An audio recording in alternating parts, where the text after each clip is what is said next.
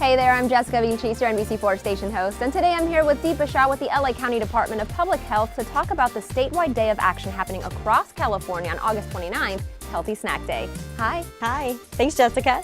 The Champions for Change program, Healthy Snack Day, is about how small, healthy changes like including fruits and vegetables into snacks is a healthy habit that can continue into adulthood. So tell me what Healthy Snack Day is all about.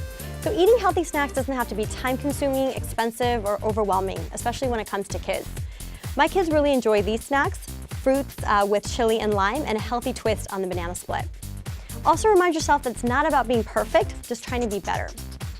Public Health will be handing out free recipe books and healthy snack samples at Northgate Gonzalez Markets on Healthy Snack Day, August 29th. Well, these definitely look delicious. Thank you so much, Deepa. For more info on how you can participate in a Healthy Snack Day event in your area, or for other snack ideas, you can go to healthysnackday.com. Have a great day, everyone. Bye.